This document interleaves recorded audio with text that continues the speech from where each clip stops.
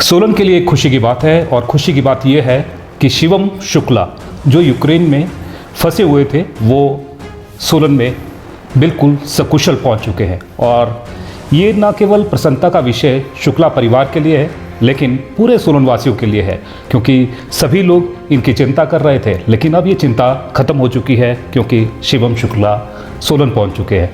वो अभी हमारे साथ में हैं और क्या क्या उनको वहाँ पर दिक्कतें आई, कितनी परेशानियाँ आई और कैसा वहाँ का इनका सफ़र रहा, और चलिए उन्हीं से जानते हैं। शिवम, सबसे पहले तो आपका बहुत बहुत स्वागत है। Thank you. और सुरक्षित आप यहाँ पर लौट कर आए हैं, लेकिन काफ़ी चिंताएं थी और काफ़ी दिक्कतें भी आपने वहाँ पर फेस की होंगी। काफ़ी जी। तो कैसा वहाँ पर आपको देखने को मिला? जैसे बहुत सारी खबरें आ रही थी, अटैक भी हो रहे थे, मिसाइल्स भी गिर रही थी, शेलिंग भी हो रही थी जी। तो क्या आपके आसपास भी ऐसी हुई शेलिंग? जी, ये सब शुरू हुआ 24 मॉर्निंग सुबह 5 बजे और मैं सोया नहीं था उस रात क्योंकि हमें घर से भी प्रेशर था कि घर कब आ रहे हो। हमारे सामने वो सब नहीं हो रहा था तो ऑब्वियसली हमें लगा कि न्यूज़ बड़ा चढ़ा के दिखा रही होगी, बट ऐसा नहीं था। और मैं जस्ट सोया ही था 5 बजे सुबह के और मैंने ईयरफोन्स लगाए हुए थे एंड आई हर्ड समथिंग और मैं थोड़ा कंफ्यूज था। मुझे लगा आसपास कोई डोर बैंग कर रहा होगा तो मैं सो गया। 5 मिनट बाद मेरे को फिर से आवाज़ आई और फिर मैं उठा, फिर मैंने देखा तो फिर मैं ईयरफोन्स हटा के मैं सो गया। Third bomb, it was an air strike and like line में हो रही थी और मैंने जस्ट मेरे पीछे विंडो थी तो मैंने देखा और हमें वहाँ पे कुछ दिख रहा था, लाइक काफ़ी लाइट्स थी। तो वहाँ मैं फिर कंफ्यूज किए, नॉर्दर्न लाइट्स हैं या फिर ये एक्सप्लोजिव्स हैं। देन फोर्थ बॉम्ब ड्रॉप और तब मैं श्योर हो चुका था कि दे हैव अटैक्ड कीव। और इंडिया में उस टाइम आई गेस 8:30 या 9 बज रहे होंगे और मेरे नीचे मेरे रूममेट सोए हुए थे और I was baffled and I completely lost my mind कि मैं रिएक्ट कैसे करूं। और सबसे पहले हम उठे, मैंने अपने बैग्स पैक करे, मैंने सबको बोला कि कीव पे अटैक हो चुका है।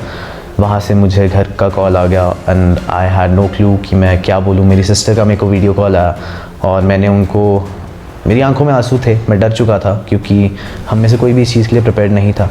तो मैंने उन्हें बस इतना बोला कि मम्मा को मत बताना, वो पैनिक कर जाएंगे या फिर डर जाएंगे, वरी करेंगे, बट जो भी है I will face it.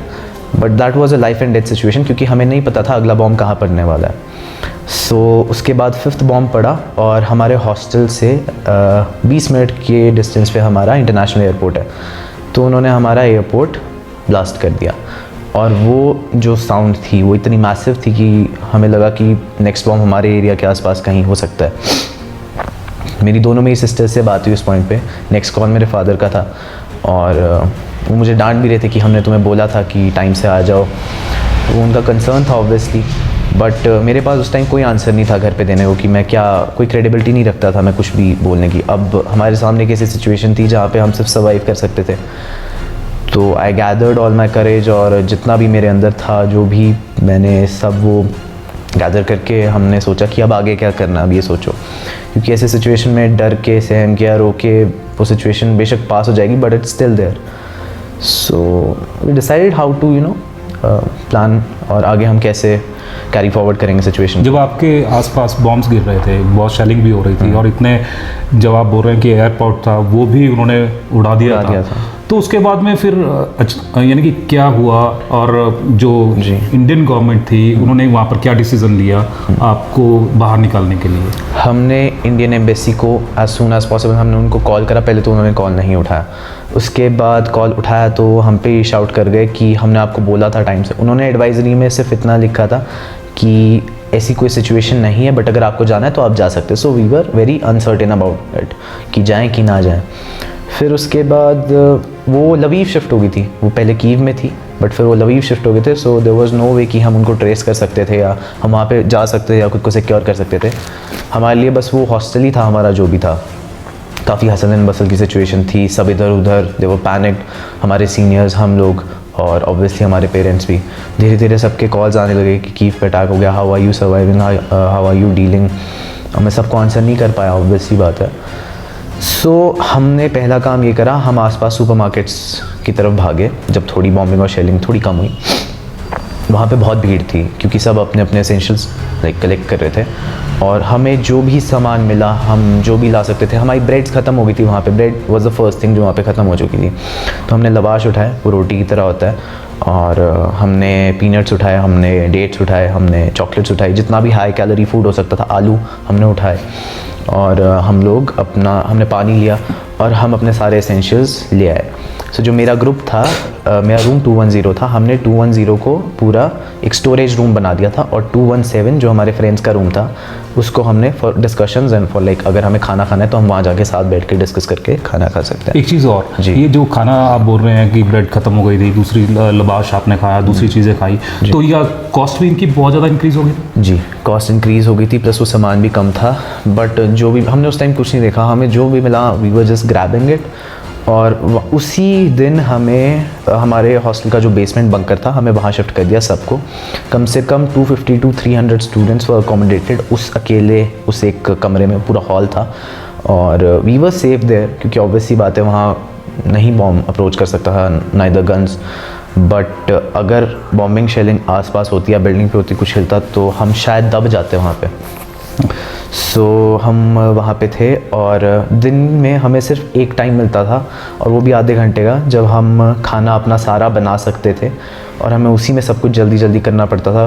Beat हमारा लाइक थोड़ा फ्रेशन अप होना, ब्रश करना या खाना बनाना, और उसके बाद सायरन बज जाता था, हमें सबको रश करना पड़ता था नीचे। शिवम, एक और बात मैं यहाँ पर पूछूंगा, जब आप वहाँ पर बंकस में रह रहे थे जी, सुबह से शाम तक टाइम बिताना बड़ा मुश्किल होता होगा जी। उस टाइम में, और आप क्या करते थे? आपके जो साथ में जैसे 250 और बॉयज़ गर्ल्स जी, थी, जी। वो क्या करते थे सुबह से शाम तक? सर किसी की भी नींद पूरी नहीं हो पाती थी, हम सब ऐसे कंजस्ट होके बैठते थे वहाँ पे, हम टांगे तक सीधी नहीं कर पाते थे, हमारी बॉडी पेन में थी, और कुछ नहीं करते थे हम। कोई या तो ओवर थिंक करता था सिचुएशन को लेके, या तो घर पे बात कर रहे होते थे।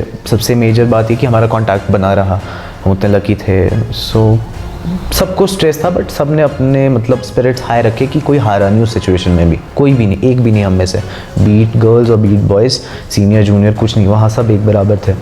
जब बॉम्ब्स गिरते थे या कुछ भी आवाज़ आती थी, जो बिल्डिंग है वो भी कांपती होगी, जी, जी। तो उस दौरान ऐसा भी था कि सभी मिलकर प्रे भी करते थे कि सब ठीक रहे? करते थे सर, बट एक वो एक्सेप्टेंस टू द रियलिटी हम में वो भी थी। We were very prepared, even if we अगर कुछ गलत भी हो जाता वहाँ पे, हम उस गंदे से गंदे फेस के लिए भी प्रिपेयर्ड थे। और 4 रातें हमने काटी, और उस हर एक 4 रात में हम बस ये सोचते थे कि ये अब गिरेगा, अब गिरेगा, अब गिरेगा, अब हम वी आर फिनिश्ड। और रोज़ 2:30 बजे रात को वो टाइम होता था जब सायरन बजता था, और हम सारे अपना फ़ोन बंद करके, लाइट्स ऑफ करके, पावर्स ऑफ करके, we used to just sit there और हाथ जोड़ के बैठते थे, और we just used to wait कि ये अब गिरा, अब हम गए, ये अब गिरा। एक बहुत पास में गिरा था, और लाइक होल बिल्डिंग शेक्ड, पूरी to the core it shaked, and like कोई मैसिव सा अर्थक्वेक नहीं होता जैसे। विदिन 24 आवर्स उस हमले के रशियन ट्रूप्स कीव एंटर कर गई थी। ये सबसे फास्टेस्ट इन्वेजन था शायद, और वो कीव में ही रुके रहे, वो वेस्टर्न साइड को इतना नहीं बढ़े। थोड़ा बहुत उन्होंने डराने के लिए करा होगा वहाँ पे बॉम्बिंग, लवीव या चर्नोवित्स की या इवानो, जहाँ पे भी उन्होंने, इवानो का भी एयरपोर्ट्स उन्होंने सारे उड़ाए। तो बट मेनली उनका ये था कि आपको ऐसी कौन सी मूवमेंट है जो आप कभी भूल नहीं पाएंगे और आपको लगता था कि बस अब ख़त्म है सब? जी, एक वो मोमेंट जब वो बॉम्ब गिरा था और like the building shake to the core, हमें था कि अब गए, तो वहाँ वी वर प्रिपेयर्ड। सेकंड एक मोमेंट वहाँ तब आया था लाइक मैसिव पेट्रियोटिज्म का, जब हमारे जो प्रेसिडेंट है Volodymyr Zelenskyy, he came to the ground level and he said कि मैं हर उस सिविलियन को आर्म्स प्रोवाइड करूंगा जो कि कीव को, यूक्रेन को डिफेंड करेगा।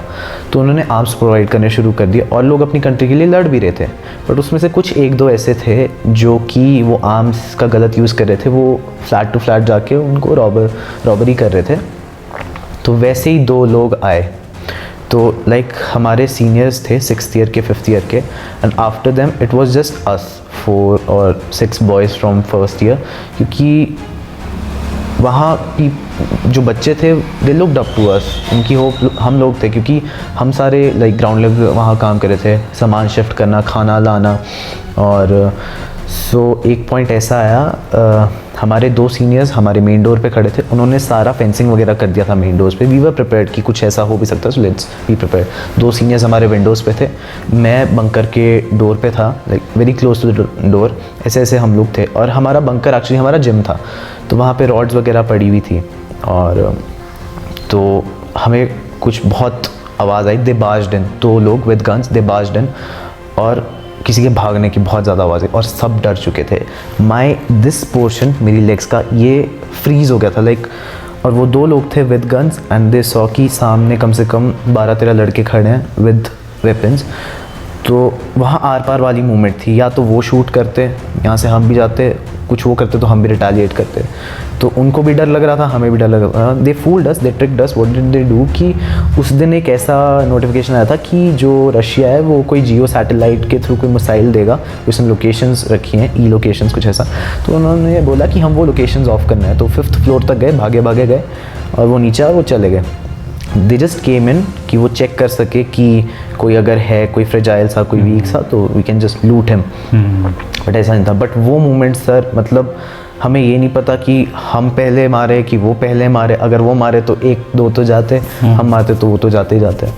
तो बस वो मोमेंट ऐसा था, life and death situation it was. अगर आपके ग्रुप की बात करें, जैसे आपने ये तो बताया कि ये सिचुएशन पे जैसे बॉम्ब जब गिरा आपकी बिल्डिंग के पास में, तो वो ऐसा लग रहा था कि बस अब सब खत्म है जी। लेकिन अब ऐसे मोमेंट पे जैसे ग्रुप में आप रह रहे थे, तो ग्रुप में कुछ ऐसा लोग भी होते हैं जो काफ़ी बूस्ट करते हैं जी। ऐसे कौन से जो आपके फ्रेंड्स रहे या आपके उस ग्रुप में रहे जो मोटिवेट कर रहे थे कि कुछ नहीं होने वाला है? It was just our seniors sir. मैं उन लोगों को जितना थैंक यू करूँ उतना कम है। वो 6th 5th ईयर के सीनियर्स जिन्होंने सारी रिस्पॉन्सिबिलिटी अपने शोल्डर्स पे ली, और एज जूनियर्स हमें वो चीज़ इतनी बुरी लगी कि अगर वो ले सकते तो हम क्यों नहीं ले सकते।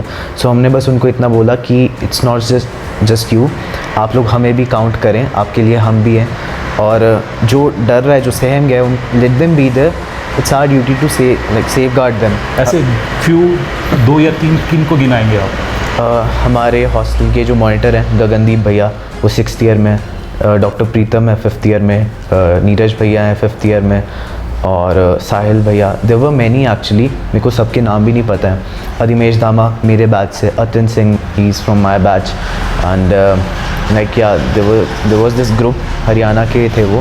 सो लाइक थे काफ़ी लाइक हट्टे कट्टे बच्चे थे, और बहुत सारे और भी सीनियर्स थे। सुधांशु भैया फ्रॉम 2nd ईयर, मोहित भैया 2nd year. So there were many most of them. ऐसा भी कोई सिचुएशन आई थी जिसमें आपका रोना निकल गया? रोना सर, जब भी ये मोमेंट्स आए ना कि डर लग रहा है, there was only one thing that kept me going, actually 4 things. मेरे फ़ोन में ना मेरे मम्मा का वॉलपेपर है, सो लाइक ये मेरे मम्मा का वॉलपेपर है, दिस केप्ट मी गोइंग। मेरे आईपैड पे मेरे पापा का वॉलपेपर है, और मेरी सिस्टर्स ने मेरे को यहाँ, जब मैं यहाँ से गया था तो उन्होंने मेरे को एक छोटे से हनुमान जी दिए थे, और एक दीदी ने मेरे को छोटे से गणेश जी दिए थे। उनको मैंने हमेशा अपने बैग में रखा। सो मेरे को बस एक चीज़ पता थी सर कि यहाँ मेरे को चाहे चोट लगे, चाहे जो मर्जी हो, no matter what happens, I have to be home someday. आज नहीं, कल नहीं, कभी ना कभी तो मैं जाऊँगा। किसी की हेल्प के थ्रू नहीं तो अपने से तो जाऊँगा ही। सो हर मोमेंट पे मेरे को ये लगता था कि जितना मैं यहाँ सफ़र कर रहा हूँ, अगर मैंने आज खाना नहीं खाया, अगर मैं आज सोया नहीं, तो वो सेम हालत मेरे पेरेंट्स की भी घर में है। They are suffering as much as I suffered, और मुझे नहीं चाहिए था कि मेरी वजह से मेरे पेरेंट्स सफ़र करें। तो जितना जल्दी हो सके, जो मर्ज़ी बन सके, मुझे बस यहाँ आना था। जैसे जब अटैक हुआ था, तो अटैक होने के बाद में जब आपने रोमानिया जाना था जी, तो जब वहाँ पर जाना था तो आप वहाँ पर कैसे गए जी, और उसमें क्या आप अपने आप गए या फिर वहाँ की जो गवर्नमेंट थी उन्होंने कुछ हेल्प की, या इंडियन गवर्नमेंट थी उनकी डायरेक्शंस पे गए, या फिर यहाँ से जो एम्बेसी थी उन्होंने कह दिया कि आप अपने आप जैसे मर्जी पहुँचे? क्या सिचुएशन थी? देखिए, अगर एम्बेसी बॉर्डर्स नहीं खुलाती तो रोमानिया, पोलैंड, हंगरी की गवर्नमेंट खुलवाई देती। ऑनेस्टली ये बात बड़ी ऑब्वियस सी है। और हाँ, गवर्नमेंट ने हमें 1 दिन दिया कि उस दिन पुतिन कोई अटैक नहीं करेगा, वो 1 दिन की छुट्टी है। सो जितनी इवैक्यूएट हो सकते हो निकलो। सो हमारे सीनियर्स ने हमें बोला कि वहाँ पे वोक्जाल रेलवे स्टेशन है, वहाँ जाओ, वहाँ से जो भी ट्रेन मिले just take it and leave Kyiv. उस दिन का गोल ये नहीं था कि आपको रोमानिया पहुंचना है, हंगरी, पोलैंड, स्लोवाकिया कहीं पहुंचना। उस दिन का गोल ये था कि कीव छोड़ो एज सून एज पॉसिबल, क्योंकि उस शाम कीव पर मैसिव अटैक होना था। सो हम लोग गए, मैंने अपना सारा बैग पैक करा। मेरा बैग वॉज 31 kgs, जो मेरा रोलर बैग था। मेरा जो पिट्ठू था वो मेरा 10 किलो का था, और जो मेरा डॉक्यूमेंट्स का और मेरा पर्सनल बैग था it was around 5 to 6 kgs। सो सारा लेके, और एक बैग हमारा सारा खाने का था, और हम सारा हम फर्स्ट ईयर का जो ग्रुप था हम वो निकले जैसे तैसे करके। हम पहले निकले एंड जैसे हम क्रॉस हुए ना तो वहाँ पे एक सुपरमार्केट था, और वहाँ पे देयर वाज अ सिचुएशन कि लोग लड़ाई करने वाले थे क्योंकि उनके पास सप्लाईज थी नहीं, वो खोल ही नहीं रहे थे। और वो एक ही दिन का टाइम था, उस एक दिन में उनको खाना तो ऑब्वियसली लेना था। तो हम गए जैसे तैसे करके। हम पहले लोकल में स्टेशन पहुँचे, वहाँ से हम वोकजाल पहुँचे।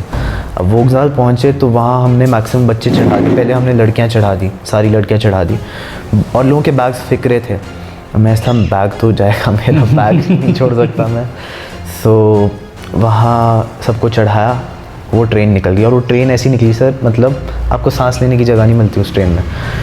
तो वो एक ट्रेन निकल गई and it was just 6 of us left, 6 boys, that's it. वहाँ हमारा थोड़ा सा टूट गया, मोराल टूटा कि अब यहाँ से कैसे, क्योंकि हम फर्स्ट ईयर के, लैंग्वेज हमें उतने अच्छे से आती नहीं, जगह का हमें नहीं पता। अच्छा, फिर हमें एक और वो आई कि एक और ट्रेन आ रही है। उस दिन गवर्नमेंट ने एडवाइजरी दी थी कि ट्रेन्स खुली हैं, ट्रेन से आप लोग जा सकते हैं। बस और कैब का इतना श्योर नहीं था, कौन चलाता है ऐसे में। तो दूसरी ट्रेन का वेट करा। अब ये नहीं पता लग रहा कि दूसरी ट्रेन इस वाले प्लेटफॉर्म पे आनी है कि इस वाले प्लेटफॉर्म पे आनी है। बाद में मोमेंट्स बिफोर हम पता लगा कि ऑपोजिट प्लेटफॉर्म पे आनी है। We were unlucky. फिर मैंने वो 31 kgs का बैग उठाया, 10 वाला पीछे था, 5 वाला आगे था। उस ट्रैक पे चला। ट्रैक वो बड़ा था क्योंकि वो मेन स्टेशन था। वहाँ पहुँचे, उस प्लेटफॉर्म पे भीड़, बहुत भीड़, इंडियंस, पाकिस्तानी, सब। अब वहाँ क्या हुआ कि मेरा दोस्त वो थोड़ा थक गया था, वो धीरे चल रहा था। वहाँ पे यूक्रेनियन गार्ड उसको गालियाँ मार रहे थे, और वो इतने फ्रस्ट्रेटेड थे, वो एयर फायर कर रहे थे and he would have shot down. उनका इतना वो मेंटल लेवल गंदा था वो। प्लस वहाँ जो रेलवे स्टेशन पे हमारे साथ डिस्क्रिमिनेशन हुई, दे पुल्ड अस, खींचा उन्होंने, खुद चढ़े, हमें प्रायोरिटाइज़ नहीं करा, हमें चढ़ने नहीं दिया, हम वहीं रह गए। धक्का मुक्की हुई, छोटे छोटे बच्चे रो रहे हैं, यूक्रेनियंस के अपने बच्चे रो रहे हैं, और बहुत लड़ाई झगड़ा। और आपके साथ भी हुआ? लकीली हमें किसी ने छुआ नहीं वहाँ पे, क्योंकि हम एक ग्रुप में थे और हम साथ ही वी स्टिक टुगेदर, और we were just waiting for our turn, but वो टर्न कभी आनी नहीं थी। तो जितने चढ़ सके।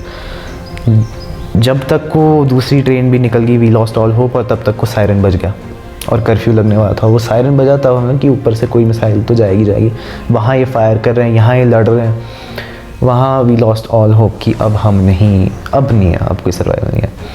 नाउ दैट वेरी मोमेंट, एक जब वो यूक्रेनियन गार्ड्स, यूक्रेनियन डेकॉइट्स जब वो हमारे हॉस्टल में एंटर कर गए थे, और एक वो जब मिसाइल गिरी थी, ये 3 मोमेंट्स पे अब सबकी प्रेयर्स ने मेरे को बचाया। मेरे को नहीं, उन सबको बचाया। वो मोमेंट्स थे जहाँ मैं हार चुका था और हमारे हाथ में कुछ नहीं था। सो हम लोग, हमारे सर के ऊपर कुछ नहीं था जब हम वहाँ रेलवे स्टेशन पे थे। हमें कुछ नहीं पता था। We were clueless, pathless, we were scared, क्योंकि कर्फ्यू लगने वाला था और ऑलमोस्ट सभी बच्चे जा चुके थे। हम लोग 6 बच्चे थे, नए बच्चे, हमें पता नहीं। लकीली हमारे एक सीनियर जो कि जनरल सर्जन हैं, वो MS कर रहे हैं, उनका नाम है डॉक्टर हरी और डॉक्टर प्रसाद। इनको हमने कॉल लगा लिया क्योंकि हमें पता था ये हॉस्टल में हो सकते हैं प्रॉब्ली, क्योंकि इन्होंने जाना नहीं था। तो हमने इनको कॉल लगाया। वो कॉल वाज अ ब्लेसिंग। तो उन्होंने बस इतना बोला कि आप लोग ऐसे एक लोकेशन दी उन्होंने, वो थोड़ा कीव से थोड़ा बाहर थी, आउट ऑफ सिटी थी, थोड़ी दूर थी। हमने कैब करी वहाँ को, बोलते वहाँ पहुँच जाओ, बस का कुछ हो रहा है तो जस्ट बी देयर, ओके। अगर नहीं भी हुआ तो सारे साथ ही होंगे। वो साउथ इंडियंस का ग्रुप था पूरा, तो बस थी। लकीली हम पहुँचे। बट ऐसे मोमेंट्स पे कोई कैश निकल नहीं रहा था, ATMs बंद, सब कुछ बंद। अब वो जो हमारा ड्राइवर था वो इतना एडमेंट और इतना ज़्यादा वो माने ही ना। हम 3 बजे वहाँ पहुँचे और हमारी बस 6 बजे निकली है। राइट बिफोर इट वाज जब कीव पे प्रॉपर अटैक होने वाला था, उससे just moments before we have evacuated from main Kyiv.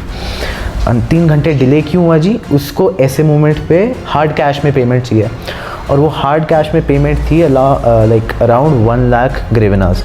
सो 1 लाख ग्रेविनास आप लगा लो 2,70,000 या 2,80,000 रुपये। वो जो डॉक्टर हरी हैं और डॉक्टर प्रसाद हैं और एक और है डॉक्टर जयंत, मैं इनको हाथ जोड़ के थैंक यू बोलूँगा। उस मोमेंट पे भगवान की तरह आए। इन्होंने डॉलर्स में आधी पेमेंट करी, आधी ग्रेवनाज में करी, तब जाके वो ड्राइवर माना। और मुझे नहीं पता कैसे किसी को कोई इतना मतलब वो हो सकता है, एडमेंट हो सकता है ऐसे मोमेंट्स पे भी कि आप थोड़ा भी ह्यूमैनिटी से एक ना सोच पाओ कि बच्चे हैं बेचारे। पर उस टाइम भी उनको सीखा था कि तुम हार्ड कैश में पेमेंट करो। हम उनको बोल रहे कि हम आपको ऑनलाइन ट्रांसफ़र कर देंगे, नहीं, क्योंकि ऑब्वियसली टैक्स में काउंट होएगा या कुछ वैसा।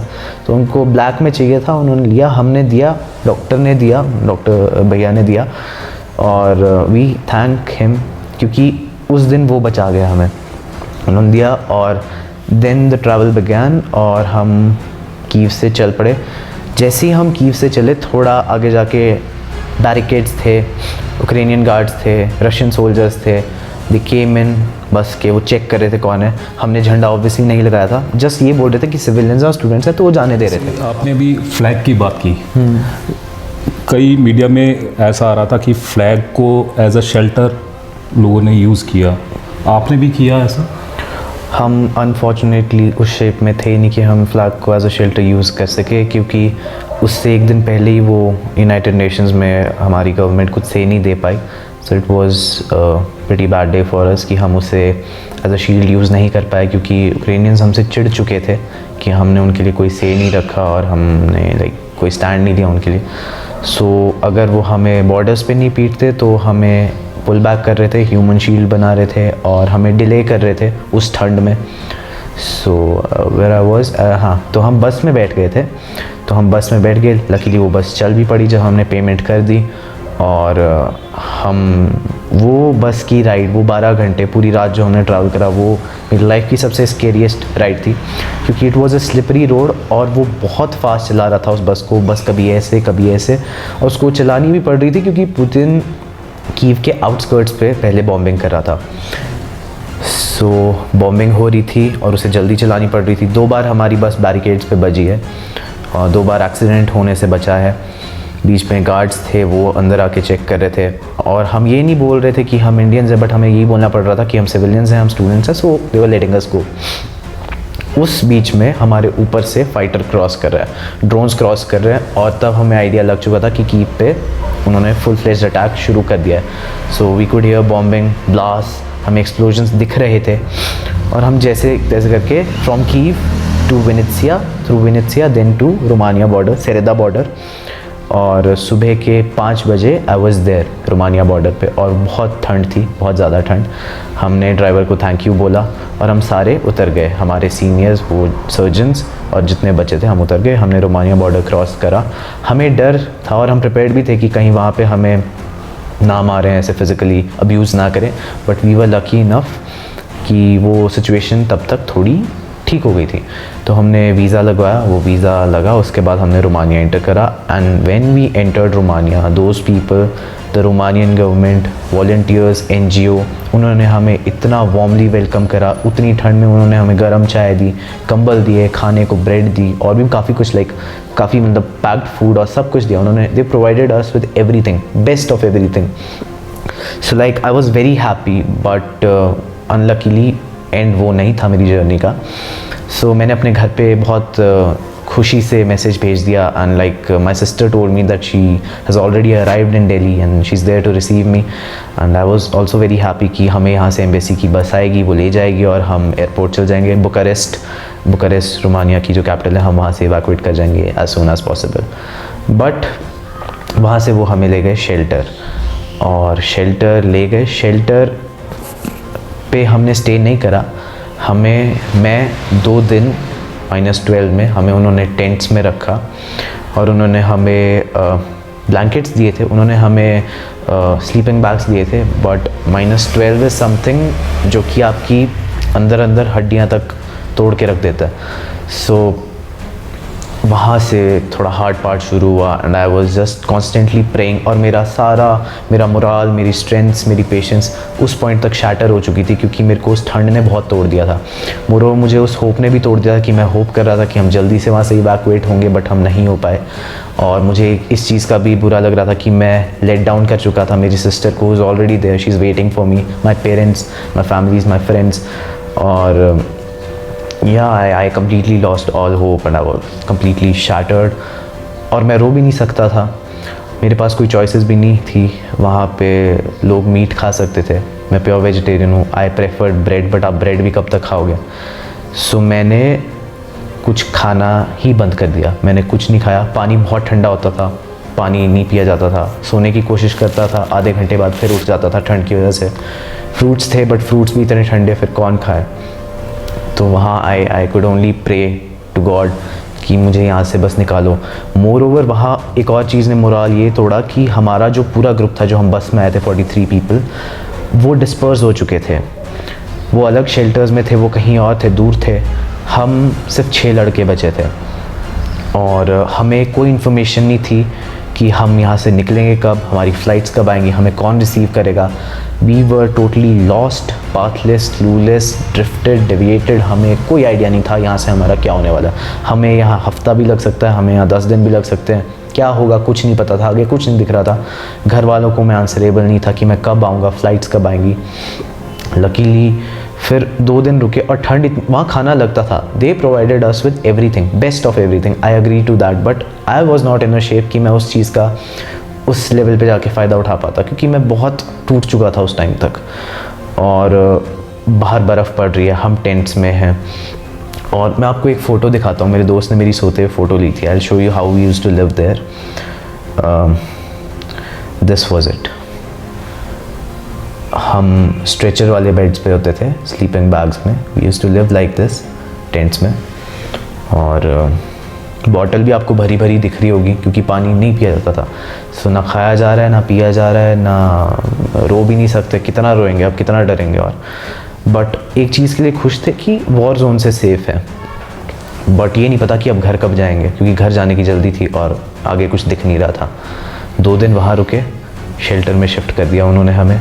तब आई was in a pretty good shape, क्योंकि शेल्टर हमारा सेंट्रली हीटेड था।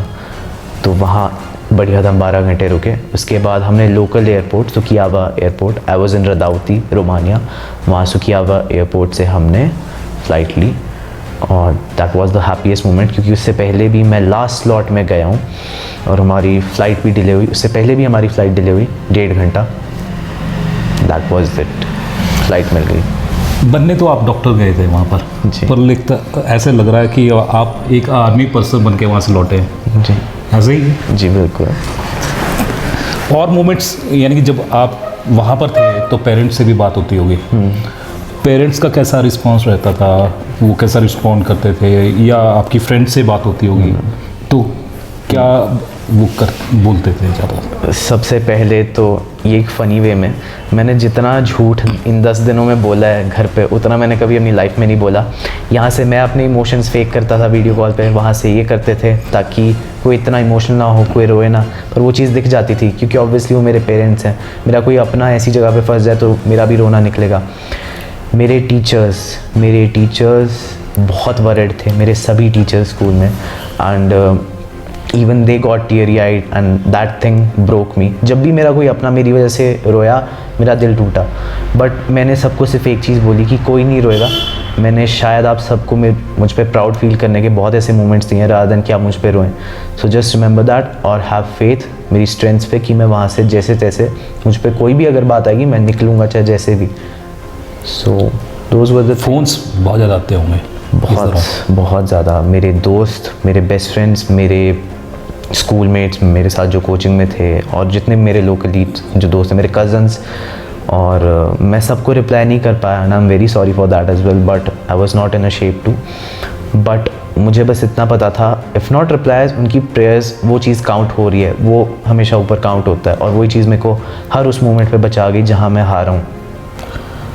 एक अगर पूरे इस में बात करें, इंडियन गवर्नमेंट की बात करें, तो इंडियन गवर्नमेंट का कुछ आपको ऐसा लगता है कि ये अगर वो कर देते और टाइम पर कर देते, क्योंकि ये भी पता चला है कि और कंट्रीज़ के बच्चे थे जो वहाँ पर आपके साथ में पढ़ रहे थे, वो पहले ही इवैक्यूएट कर दिए गए थे। जी, क्या कहेंगे आप इस पर? देखिए, मैं इतना कुछ मैसिवली ऐसे मोमेंट्स पे क्या एक्सपेक्ट कर सकता हूँ, बट उन्होंने अपने लेवल पे वो जो कर सकते थे उन्होंने अपना बेस्ट करा and I appreciate them for that. और ऐसे मोमेंट्स पे कोई किसी की रिस्पॉन्सिबिलिटी नहीं लेता, बट पीएम मोदी ने वो पूरा एक वॉर जोन पॉज करवा दिया। That was a big and proud moment for all of us. हाँ, वहाँ से इवैक्यूएट करना वो हमारे लिए बहुत डिफ़िकल्ट था, और अगर वो डिफ़िकल्टी नहीं आती तो शायद ये जर्नी उतनी खूबसूरत भी नहीं हो पाती जितनी मैं आपको भी बता रहा हूँ। थोड़ी डिफ़िकल्टीज़ होनी चाहिए थी, बट इतना मैसिवली कोई सफ़र करना डिज़र्व नहीं करता। आप अगर थोड़ी और हेल्प कर सकते हैं, आप मेन ग्राउंड से उनको ला सकते हैं, आप प्लीज़ करें। बट आपने जितना भी करा वो भी like highly appreciable, so thank you so much. अभी भी काफ़ी स्टूडेंट्स ऐसे पता चला है कि अभी वहाँ पर हैं जी। उनको निकालने के लिए क्या करना चाहिए गवर्नमेंट को, जो अभी तक नहीं कर पाए? उनको निकालने के लिए गवर्नमेंट को बस टाइम दे देना चाहिए। कम से कम हफ्ते में 3 दिन तो ऐसे दे देने चाहिए जिसमें आप, अगर एक दिन आपकी ट्रेन मिस हो जाए, 2-3 ट्रेन मिस हों, आप दूसरे दिन बोर्ड कर सकें। एंड आई जस्ट होप कि इस चीज़ का कोई पीसफुल वे आउट निकल जाए और ये बंद ही हो जाए, क्योंकि ये स्टेट बहुत ख़राब है। अगर आप नेगोशिएट कर सकते हो उस लेवल पे जाके तो प्लीज़ डू, और ये सब परमानेंटली बंद करा दो, ये वॉर, ये लड़ाइयाँ, ये सब बंद करा दो। क्योंकि सिर्फ इंडियंस नहीं, वहाँ हर लेवल पे हर एक आदमी, बच्चा, बूढ़ा, औरत या फिर मर्द, सब फेस कर रहे हैं। आप बस ये बंद करा दो अगर आप कर सकते हो तो। बाकी जो बच्चे फंसे हैं उनको अगर आप मेन ग्राउंड से एक्सट्रैक्ट कर सकते हो, if you can, so please do, वरना प्लीज़ टाइम दे दो कि वो खुद ही कर जाए। शिवम की बात आपने सुनी, शिवम को क्या क्या दिक्कतें वहाँ पर आई और क्या क्या वहाँ पर फेस किया और कैसे वो इंडिया पहुँचा, किन दिक्कत परेशानियों से वो निकला। लेकिन सबसे बड़ी बात ये कि उसने हौसला नहीं छोड़ा। और ये हौसला बढ़ाने वाले कौन थे? उनके जो पेरेंट्स हैं वो भी यहाँ से लगातार उनका हौसला बढ़ा रहे थे। तो यही वजह है कि उनका हौसला बना रहा। जो शिवम के फादर हैं वो इस वक्त हमारे साथ में हैं, और डॉक्टर शुक्ला हैं और एसएमओज रिटायर्ड हैं और आयुष विभाग में ये कार्यरत थे, वो हमारे साथ में हैं। और उनका क्या कहना है और कैसे जब उनको पता चला कि बेटा वहाँ फंस चुका है तो उनकी प्रतिक्रिया क्या थी, आइए उनसे जानते हैं। सर, सबसे पहले तो आपसे ये जानना चाहेंगे, आपको जब पता चला कि वहाँ पर अटैक हो रहा है और आपका बेटा वहाँ पर फंस गया है, क्या सिचुएशन थी? सर, फर्स्ट ऑफ ऑल तो मैं मीडिया का I am very thankful to you and Solan today also and whole of the media of Indian government. तो सभी की वजह से जो है ये हाईलाइट हुई चीज़ें, और एक पॉसिबल हेल्प जो भी मिल सकी वो मतलब उसके अकॉर्डिंगली ही दी गई। तो मैं आप सभी का थैंक्स करना चाहूँगा। और रिगार्डिंग दिस एपिसोड जो भी हुआ, ये तो this I can't say nothing कि किस तरह से ये दौर गुजरा और हमने मतलब सिचुएशन फेस की। और जब हमें पता लगा कि अटैक हो चुका है, उससे पहले we are very much prepared कि हमने अपने बेटे को एडवाइस किया था कि आप वहाँ से जिस तरह से भी मर्जी निकल सके तो निकलो जितना जल्दी हो सके। लेकिन सिचुएशन कुछ इस तरह से आई, हालांकि हमारी फ़्लाइट 4 मार्च की बुक हो चुकी हुई थी, लेकिन उससे पहले ही 24 तारीख को अटैक हो गया और इनको बंकर्स वगैरह में जो भी इनके बिल्डिंग के अंदर, हॉस्टल के अंदर ही, मतलब इसमें बेसमेंट में जो इनका वो था उसमें ये शिफ्ट कर गए सारे बच्चे। और उसके बाद हमारी हालत जो हुई वो तो फिर हम ही महसूस कर सकते हैं उस चीज़ को, कोई भी पेरेंट कर सकता है। तो फिर हम उसके अकॉर्डिंगली इनको गाइडलाइंस देते रहे यहाँ से, और जो भी हमारे को गवर्नमेंट की तरफ से या जो भी टीवी वगैरह पे देखते रहते थे, और अकॉर्डिंगली इनको हम उस तरह से एडवाइस करते रहे कि इस तरह से तुमने, और ख़ासकर अपना खाने पीने का सामान, पैकेजिंग एंड ऑल। और सबसे बड़ी बात हमने इनको ये बूस्टअप किया कि आप अपना ग्रुप मत छोड़ें।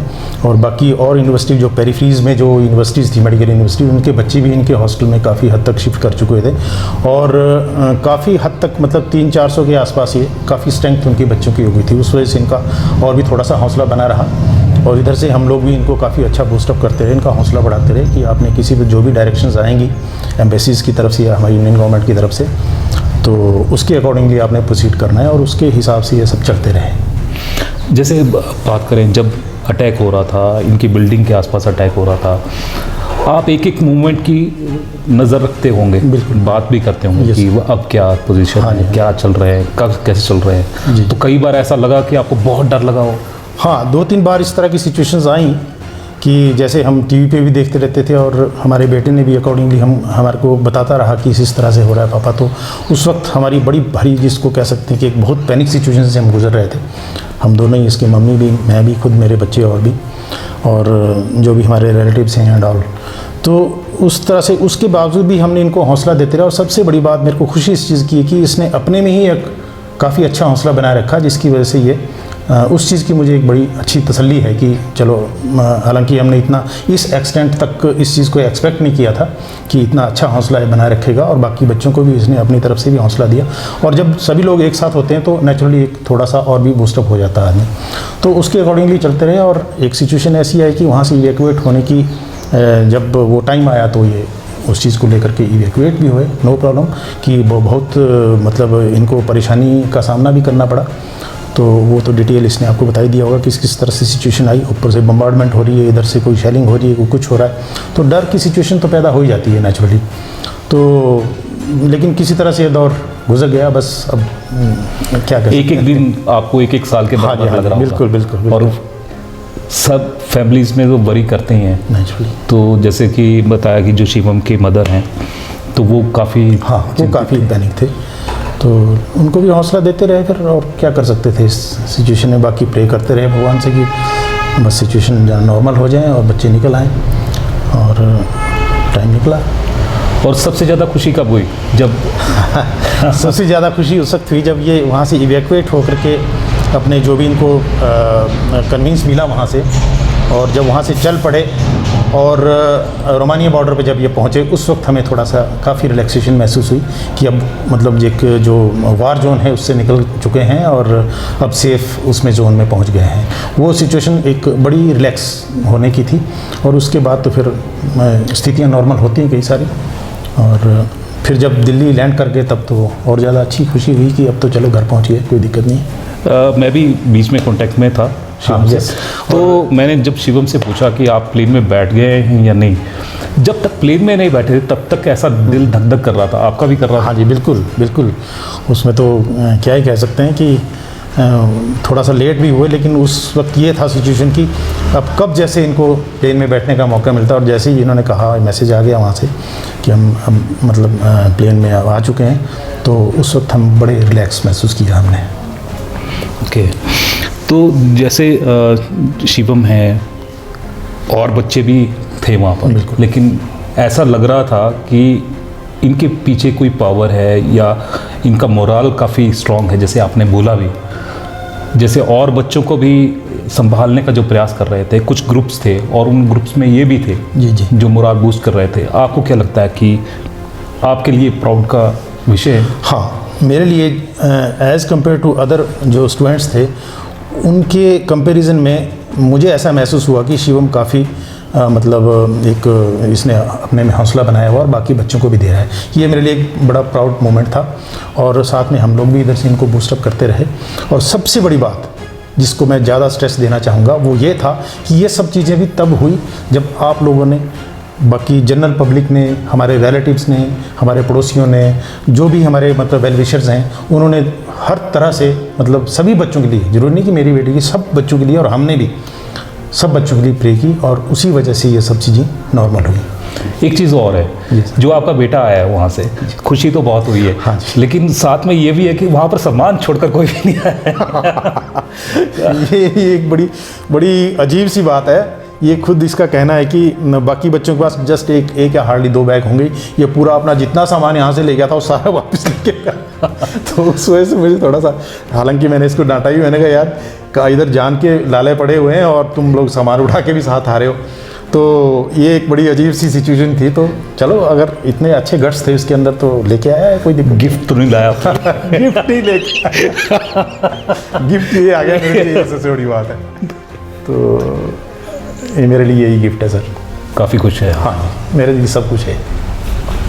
अब बात आती है कि वापस आ गया है शिवम। हाँ जी, हाँ जी। ऐसे ही और बच्चे भी आ गए। बिल्कुल, मैं इस चीज़ पे भी आपको थोड़ा सा स्ट्रेसफुल ये कहना चाहूँगा कि मेरा बेटा तो लौट आया, लेकिन मैं वैसे उम्मीद नहीं करता कि और बच्चे अभी वहाँ कोई अभी कुछ होंगे अंदर किसी उसमें बंकर में या कहीं भी। एक तो मोस्ट प्रोबेबली सारे निकल चुके होंगे, अगर इक्का दुक्का कहीं होंगे भी, मेरी भगवान से हाथ जोड़ के ये प्रार्थना है और सबसे भी मेरी यही रिक्वेस्ट है कि उन बच्चों के लिए प्रेयर करो। और मुझे मतलब इक्वली उसका, उस बच्चे का जो जिसकी बेचारे की डेथ हो गई वहाँ, मुझे उसके लिए भी उतना ही फिक्र है। मेरे अभी भी उसके लिए आंसू आते हैं। और एक बच्चा जो इंजर्ड है, जिसको गोली लगी है, वो हॉस्पिटल में एडमिट था, और वहाँ से वो, मुझे इस चीज़ का थोड़ा सा मलाल रहेगा, मतलब यूक्रेनियंस की वजह से वो निकल नहीं पाया वहाँ से। और मैं ये चाह रहा था अंदर ही, मैं कहा शायद ये जैसे ही रिकवर करेगा तो इसको बाई एम्बुलेंस जो है वो बॉर्डर एरिया तक छोड़ा जाएगा, लेकिन शायद वो चीज़ पॉसिबल हुई ना हुई वो अभी तक मुझे जानकारी नहीं है। लेकिन मैं फिर भी अभी भी उन दोनों बच्चों के लिए प्रे करूंगा भगवान से कि जो बच्चा चला गया बेचारा, उसके लिए उसकी दिवंगत आत्मा को ईश्वर शांति दे, और जो बच्चा इंजर्ड है वो सेफ घर वापस आए, और जो बच्चे इक्का दुक्का वहाँ अभी भी फंसे होंगे उनके लिए भगवान कोई ऐसा रास्ता दे जो निकल सके, और हम सब लोग उनके लिए प्रे करें। जी, हम भी यही प्रे करेंगे। लेकिन साथ में एक बात निकल कर आती है कि इतने टाइम वहाँ पर लगा कर आए, बच्चे लगा कर आए, कोई फर्स्ट ईयर में था, कोई सेकंड ईयर में, किसी का जो MBBS है वो कंप्लीट होने वाली थी, 2-3 महीने ही बचे थे। अब बात आती है भविष्य की, क्योंकि सुरक्षित तो लौट आए हैं लेकिन भविष्य अभी सुरक्षित नहीं है। तो आप जो इंडियन गवर्नमेंट है या हिमाचल गवर्नमेंट है उससे क्या प्रे करेंगे, क्या कहेंगे कि क्या होना चाहिए ताकि जो बच्चों का भविष्य भी आगे ख़राब ना हो? देखिए, इसके बारे में मैं सबसे बड़ी बात, जितना इंडियन हमारी मतलब गवर्नमेंट ऑफ इंडिया ने या हमारी हिमाचल गवर्नमेंट ने जो भी एफ़र्ट्स किए इनको इवैक्यूएट करने में, वो कोई कम एफ़र्ट्स नहीं थे। उनके लिए मैं उनका तहे दिल से शुक्रिया करता हूँ। और अब जो भी डिसीज़न इन बच्चों के लिए, एक मेरा ही बेटा नहीं है, 20,000 के आसपास बच्चे हैं और सभी खासकर मेडिकल प्रोफेशनल्स हैं, और कोई निकलने वाले थे, किसी का 1 महीना रह गया, किसी के 2 महीने रह गए, किसी का साल था, कोई भी जस्ट स्टार्ट ही किया था उन्होंने। तो एक भविष्य को लेकर के इनकी सभी पेरेंट्स को चिंता तो होगी, अंडरस्टूड है, लेकिन अब इंडियन गवर्नमेंट इन बच्चों के लिए क्या सोचती है उसके बारे में जो भी कुछ वो सोचेगी या नहीं भी सोचेगी या हमें सोचना पड़ेगा, वो that is up to we people. और हम अपने हिसाब से भी उस चीज़ को देखेंगे। अगर गवर्नमेंट इस मामले में कोई मतलब इस तरह से कोई एफर्ट्स करती है तो उसका हम स्वागत करेंगे और उनका धन्यवाद भी करेंगे। जैसे अगर हिमाचल की बात करें, हिमाचल में करीबन 8 मेडिकल कॉलेजेस हैं, तो उसमें और 160 के करीब जो बच्चे थे जो यहाँ से गए थे, यूक्रेन्स पढ़ने गए थे, तो वो एजुकेशन अपनी ले रहे हैं, या अब उन्हें माइग्रेट कर देना चाहिए यहाँ पर उन 8 मेडिकल कॉलेजेस में, या इनके लिए कोई स्पेशल सीट्स निकालनी चाहिए स्पेशल इसी ग्रुप के लिए? नहीं, इस बारे में हम कुछ नहीं कर सकते। गवर्नमेंट अपने लेवल पे जो करना चाहेगी वो उसका हम स्वागत करेंगे। और मैं चाहूँगा, सारे पेरेंट्स चाहेंगे कि इनके भविष्य को लेकर के गवर्नमेंट भी चिंता करे और कोई भी रास्ता निकाले, चाहे वो सीट्स को बढ़ाएं या कुछ भी है। अदरवाइज़ ऐसा कोई किसी को आवश्यकता नहीं है कि कोई बाहर जाए। लेकिन हमारे इंडिया में जिस तरह से हमारी पॉपुलेशन है उसके अनुपात में मतलब इतनी ज़्यादा सीटें नहीं हैं, और कुछ बच्चे मतलब अच्छे एफर्ट्स करने के बाद भी एक आधे पॉइंट से या थोड़े से नंबरों से रह जाते हैं। तो मतलब उसमें अब उनको कोई ना कोई, और किसी की कोई एम्बिशियस होता है अपने मतलब मेडिकल प्रोफेशन में जाने के लिए, डॉक्टर बनने के लिए, तो उसको फिर बाहर का रुख करना पड़ता है। तो इसी तरह से ये बच्चे भी जाते रहे हैं बाहर, और ऐसा नहीं है कि कोई मतलब सीधा ही उनको कोई यहाँ एंट्री मिल जाती है जॉब्स में या कुछ भी। उसके लिए भी गवर्नमेंट ऑफ इंडिया ने इसका टेस्ट रखा हुआ है। जब तक वो उसको क्वालिफाई नहीं करेंगे उनका लेवल नहीं माना जाएगा। तो ये उनके सामने एक चुनौती होती है, और उसको करते हैं कई बच्चे, कई अनफॉर्चुनेटली नहीं कर पाते, वो दैट इज़ सेपरेट इशू। लेकिन मैं यही चाहूँगा कि हमारी गवर्नमेंट ऑफ इंडिया एक मतलब हमारी पॉपुलेशन के हिसाब से सीटें बढ़ाएं, ताकि सारे बच्चों के अपने एम्बिशंस पूरे हो सकें और उनको बाहर जाने का कोई ऐसा मतलब वो अवसर ना मिले कि वो बाहर इस तरह की कोई पैनिक सिचुएशन में रहे। तो फिर भी इसके बावजूद भी हम कोई गवर्नमेंट पे ज़्यादा, मेरा कहना ये नहीं है, जो गवर्नमेंट निर्णय करेगी उसका हम स्वागत करेंगे। लास्ट में आप यानी कि क्या कहना चाहेंगे हिमाचल की गवर्नमेंट को, क्योंकि 8 मेडिकल जो कॉलेजेस हैं वो यहाँ पर हैं, भविष्य का आपने उनके ऊपर तो छोड़ दिया, लेकिन ऐसा क्या होना चाहिए? हाँ, अगर गवर्नमेंट कर सके तो गवर्नमेंट को ये मतलब इनके भविष्य की चिंता करनी चाहिए, क्योंकि हम मतलब हमारी सरकार नहीं हमारे लिए सोचेगी तो और कौन सोचेगा, सीधी सी बात है। तो मैं चाहूँगा कि जितने बच्चे हम हिमाचल के स्टेट वाइज एक सीट या जो भी मेडिकल कॉलेज आजकल थोड़ा सा कंपेरेटिवली काफ़ी मतलब हमारे खुल चुके हुए हैं, हिमाचल में भी हैं और थ्रू आउट इंडिया भी हैं। तो जिस स्टेट के जो बच्चे जिस तरह से एडजस्ट किए जा सकें, वो हम गवर्नमेंट से उम्मीद करते हैं, इच्छा करते हैं मतलब इस तरह की कि गवर्नमेंट संज्ञान लें इन चीज़ों के लिए, और हमारे बच्चों का भविष्य नेचुरली जो हमारी सरकार है उसके ऊपर ही निर्भर करता है। जैसे कि आपने यहाँ पर देखा, शिवम को भी सुना, और शिवम ने भी काफ़ी परिस्थितियों से लड़कर वो वहाँ से निकल कर यहाँ पर आए हैं। इसी तरह पूरे इंडिया से जो स्टूडेंट्स थे जो यहाँ से गए थे वो निकल के आए हैं। अनफॉर्चुनेटली वहाँ पर एक जो स्टूडेंट है उसकी डेथ हुई और एक अभी भी वहाँ पर हॉस्पिटल में है। हम ये प्रे करेंगे कि वो जल्द से जल्द, जैसे शिवम यहाँ पर आए हैं और स्टूडेंट्स यहाँ पर आए हैं, वैसे वो भी स्टूडेंट जल्द वापस यहाँ पर आ जाए। और दूसरा ये कि अब आ तो गए हैं लेकिन अब भविष्य क्या होगा। इतने सारे बच्चे हैं, इतने सारे स्टूडेंट्स पूरे इंडिया से गए थे, करीबन 160 हिमाचल से हैं, तो क्या उनके लिए जो सीट्स हैं वो एक्स्ट्रा बनाई जाएंगी? क्या उनका जो भविष्य है वो ख़राब नहीं होगा? क्योंकि एक परिस्थिति से तो वो निकल कर आए हैं, दूसरी परिस्थिति अब वो सामना कर रहे हैं और चिंता भी है, परिवार को भी है और उनको भी है, क्योंकि एक तरफ इन्वेस्टमेंट भी काफ़ी हुई है और दूसरी तरफ ये कि भविष्य अब क्या जो वहाँ पर कीव है या यूक्रेन है कि क्या वहाँ पर जो क्लासेस है वो जारी रहेगी, क्योंकि वहाँ पर तो काफ़ी चीज़ें हैं जो ध्वस्त हो चुकी है। ऐसे में जो शिक्षा कंटिन्यू कैसे रहेगी? क्या 1-2 साल इनको इंतज़ार करना पड़ेगा?